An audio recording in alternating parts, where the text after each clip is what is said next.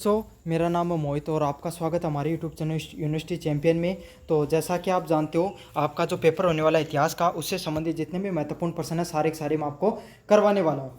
तो उसका जो अगला महत्वपूर्ण प्रश्न है, शिवाजी और हिंदू पद व शाही की अवधारणा व शिवाजी के प्रशासनिक व्यवस्था पर टिप्पणी कीजिए। काफ़ी ज़्यादा महत्वपूर्ण प्रश्न आपके सामने अलग अलग बार विश्वविद्यालय में पूछा जाता है, तो अब की बार भी ये प्रश्न जरूर से पूछा जाएगा।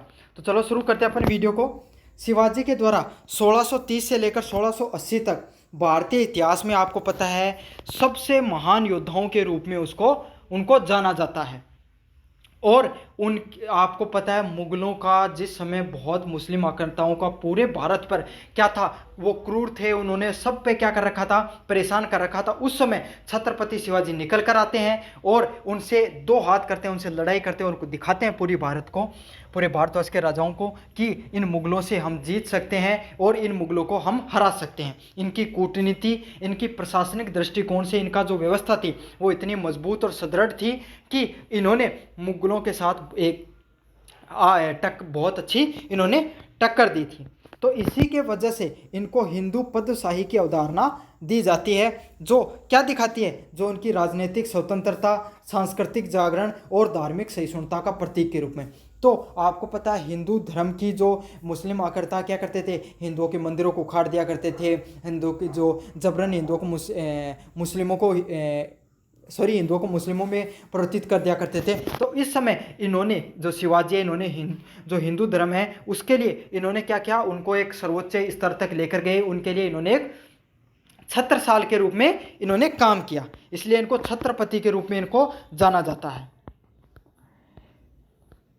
हिंदू पद शाही की अवधारणा क्या है? हिंदू पद शाही का शाब्दिक अर्थ है हिंदुओं की सर्वोच्च सत्ता या राज्य व्यवस्था होना। तो इसका शाब्दिक अर्थ ये है कि हिंदुओं की जो सत्ता है वो सबसे उच्च स्तर पर है, इसको ही क्या बोला जाता है, हिंदू पद शाही के नाम से जाना जाता है।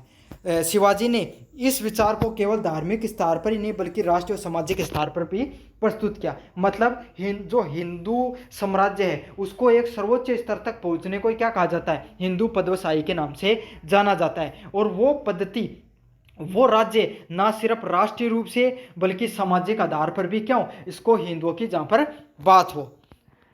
और इनका मुख्य उद्देश्य क्या था, विदेशी सत्ता, मुगल जो सुल्तान व अफगान शासक है, इन सब से आपको क्या मुक्ति दिलाकर जो भारतीय संस्कृति का जो गौरव है, भारतीय जो संस्कृति का आपके सामने जो अलग महत्व है, उसको क्या पूरी दुनिया के सामने या भारत में उसको फिर से स्थापित करना, जो मुगलों के द्वारा, मुस्लिम आक्रांताओं के द्वारा कहीं ना कहीं वो खो चुकी थी, जो भारतीय संस्कृति और गौरव था उसको फिर से भारत में स्थापित करना। जो हमारी वैदिक सभ्यता थी, जो हमारी हिंदू सभ्यता थी, जो हमारी सनातन धर्म की जो अपनी सभ्यता थी वो कहीं ना कहीं खोती जा रही थी, उसको एक शिवाजी अपनी डोर अपने हाथों में संभालते हैं और उसको फिर से एक नई ऊंचाइयों तक पहुंचाने का कार्य करते हैं। शिवाजी के जो राजनीतिक दृष्टिकोण की बात करें, शिवाजी ने मुस्लिम सत्ता के प्रभुत्व को चुनौती दी। तो शिवाजी है बहुत समय बाद में एक ऐसा कोई राजा निकल कर आया जिसने क्या की, मुस्लिम जो सत्ताएं थी, मुस्लिम जो राज्य था उसको क्या दी, पहली बार चुनौती देने का कार्य किया और एक स्वतंत्र मराठा राज्य की स्थापना की। और क्या क्या, जो मराठा राज्य है, जो दक्कन में मराठा राज्य है, महाराष्ट्र वाला, गुजरात सौराष्ट्र वाला, वहाँ पर एक मजबूत और एक स्वतंत्र मराठा राज्य का निर्माण किया। वे किसी एक धर्म के विरोधी नहीं थे बल्कि धर्म सहिष्णु व्यक्ति थे। अच्छा, इनको हिंदू पदशाही की जो पद्धति मिलती है, मतलब हिंदुओं का रक्षक के रूप में, लेकिन फिर भी ये धार्मिक सहिष्णु व्यक्ति थे। ऐसे नहीं थे कि सिर्फ हिंदू की जो बात करते थे बल्कि दूसरे धर्म का भी सम्मान करते थे। उन लोगों को भी इन्होंने कभी नीचा दिखाने का कार्य नहीं किया। तो इनको माना कि धर्म हिंदू पद्मशाही की पद्धति तो मिली, लेकिन इसने दूसरे धर्मों को कभी भी नीचा दिखाने का कार्य नहीं किया। इनका मुख्य उद्देश्य हिंदू धर्म और संस्कृति की रक्षा करना और जनता को न्यायपूर्ण शासन देना था। तो इनका मुख्य उद्देश्य क्या था, हिंदू धर्म की संस्कृति की रक्षा करना, जो हमारी गौरवशाली जो संस्कृति है उसकी हमें रक्षा करनी है, साथ के साथ जनता को न्यायपूर्ण करना। क्यों, मुस्लिम आक्रांताओं ने हर जनता है, हर शासन प्रणाली है, हर राजा को इन्होंने परेशान कर रखा था। ना सिर्फ वहाँ पर जाते थे जो राजा को हराते थे, बल्कि वहाँ पर लूटपाट करते थे, जनसंहार करते थे, वहाँ की महिलाओं के साथ गलत करते थे। तो इस प्रकार की जो अव्यवस्थाएं फैला रखी थी मुस्लिम आक्रांताओं ने, उसको इन्होंने ख़त्म करने का कार्य किया और मुस्लिम आक्रांताओं को पहली बार मुख्य चुनौती अगर किसी व्यक्ति के द्वारा पेश की गई तो वो कौन थे? शिवाजी थे। तो ये तो थे इनके जो हिंदू पद्मशाही से संबंधित मतलब जो अवधारणा।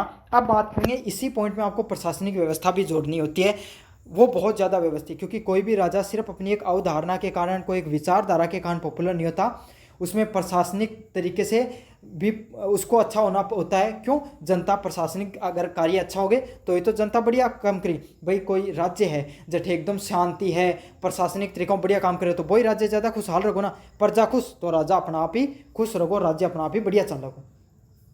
तो शिवाजी ने क्या किया? शिवाजी ने एक सदृढ़ प्रशासनिक ढांचा खड़ा किया जिसमें अष्टप्रधान परिषद, अष्टप्रधान परिषद मतलब प्रधानमंत्री, सेनापति, वित्त मंत्री और न्याय मंत्री है उनको क्या किया? उनका निर्माण किया। मतलब एक अष्टप्रधान मंत्री परिषद का निर्माण किया जिसमें क्या करता? एक प्रधानमंत्री रहा करतो जो सबसे मजबूत, सेनापति, वित्त मंत्री और न्याय मंत्री, मतलब हर एक अलग अलग जो जरूरत हुआ है कोई भी प्रशासनिक दृष्टिकोण से कोई भी राज्य ने, उसके लिए अलग अलग एक मजबूत जो व्यक्तित्व वाले व्यक्ति हुआ करते थे उनको एक पद दे दिया गया और उस पद पे उनकी नियुक्ति कर दी गई। और उसमें 8 प्रमुख व्यक्ति हुआ करते थे अलग अलग पद पे।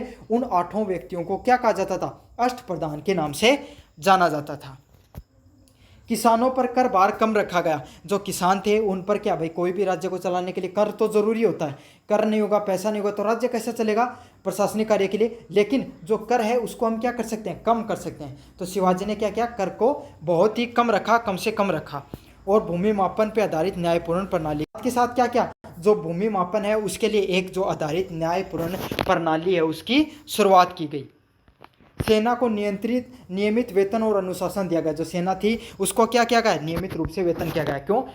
सेना अगर वेतन मिलेगा तो सेना खुश रहेगी। भैया तो हाथ को नहीं कोई राजा थोड़ा सा मोटिवेट कर दे तो पेट भर जाए ना, भाई पिसा में काम चल रहा है, इंसान की ज़रूरतें होती है उनको भी पूर्ति होनी चाहिए।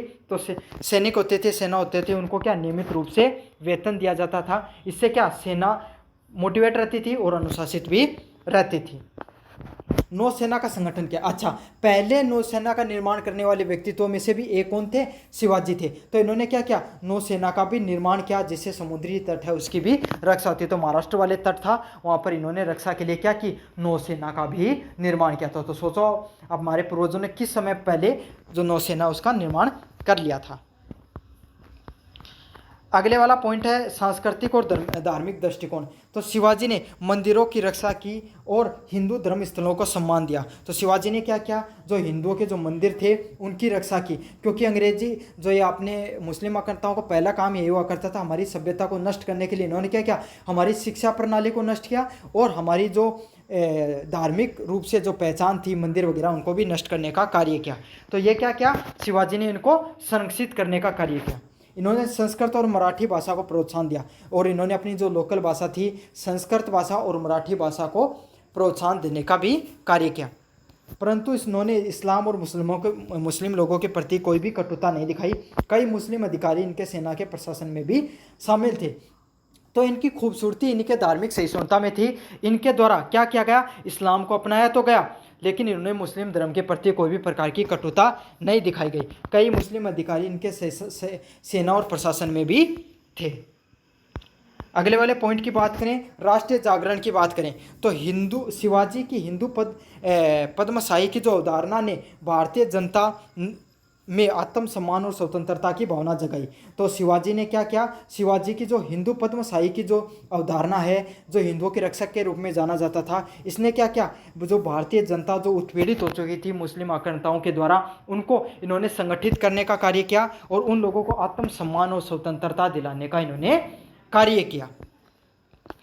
इस विचार ने न केवल मराठाओं को बल्कि पूरे भारत के विदेशी शासन के विरोध में प्रेरणा मिली। तो इससे क्या हुआ? इस विचार से न केवल जो मराठा थे उनको बल्कि पूरे भारत में जो विदेशी शासन थे जो उसके विरोध में भी लोगों को प्रेरणा मिली कि जो और राजा थे छोटे छोटे राजा उनको प्रेरणा मिली कि अब हम भी स्वतंत्र हो सकते हैं। अगर ये काम शिवाजी कर सकता है तो हम भी कर सकते हैं, मुस्लिम आक्रांताओं को हम भी हरा सकते हैं। लोगों को मोटिवेशन मिला। भाई खरबूजन देखे खरबूजो ही तो रंग मिला है, पहले तो कोई एक आदमी ने को बड़ो काम करना ही पड़े जो आज तक कोई गुण करो। तो यही कार्य किसने संभाला था? शिवाजी ने संभाला था। फिर तो धीरे धीरे आपका औरंगजेब के बाद में तो सत्ता और है वो कमज़ोर होती चली गई थी। आगे चलकर ये अवधारणा मराठा साम्राज्य के विस्तार और भारत में मुगल सत्ता के पतन का कारण मिली। और आगे जाकर जो मराठाओं की जो मजबूती है, इसने क्या किया, मराठा साम्राज्य को एक बहुत ही ऊंचे स्तर तक पहुंचाया। और मुगल जो सत्ता है उसमें क्या, औरंगजेब के बाद में कोई प्रमुख शासक भी नहीं हुआ। और मराठाओं की मजबूती है, इसने क्षेत्रीयवाद की भावना को और अच्छे से बढ़ाया कि भाई क्षेत्रीय जो राजा हैं वो भी उभर कर आए, और जो मुगल हैं उनकी क्या सत्ता धीरे धीरे कमजोर होती चली गई। निष्कर्ष की बात करें, शिवाजी केवल एक क्षेत्रीय शासक नहीं थे बल्कि एक राष्ट्रवाद के अग्रदूत भी थे। तो शिवाजी को क्या थे, शिवाजी एक क्षेत्र विशेष महाराष्ट्र के सिर्फ क्या नहीं थे शासक के रूप में उन्हें नहीं जाना जाता है, बल्कि पूरे राष्ट्र के राष्ट्रवाद, जो हमारे जो एक राष्ट्रवाद की भावना, उसके सबसे प्रमुख सेनानियों के रूप में इनको जाना जाता है। इनकी हिंदू पद्मशाही की अवधारणा ने विदेशी सत्ता के विरोध में स्वतंत्रता का बिगुल फूंका। और इनके द्वारा जो हिंदू पद्मशाही की जो अवधारणा थी उसके विरुद्ध में जो विदेशी सत्ता है, या जो मुस्लिम आक्रांताएं हैं, या फिर जो आपके सामने जो मुगल हैं, इन्होंने बाहर से आकर भारत पे क्या क्या राज किया और भारतीय जो संस्कृति थी उसको नष्ट करने का कार्य किया। इस अवधारणा को इसने क्या क्या स्वतंत्रता के विरुद्ध में बिगुल बजाया। यह अवधारणा धार्मिक सहिष्णुता, सांस्कृतिक गौरव और न्यायपूर्ण शासन पर आधारित था। तो ये जो आपके सामने जो अवधारणा देखने को मिलती है, इसने क्या, जो धार्मिक सभी धर्म के लोगों के प्रति सहिष्णुता है देखने को मिली, सांस्कृतिक गौरव और न्यायपूर्ण शासन को इसने आधारित थी। मतलब सभी लोगों को न्याय मिला इनके द्वारा जो शासन किया, इसमें सभी धार्मिक रूप से भी सहिष्णु था। ऐसे नहीं कि मुस्लिम लोगों के इन्होंने विरुद्ध में कई अभियान चलाए तो मुस्लिम लोगों को परेशान किया, बिल्कुल भी नहीं किया।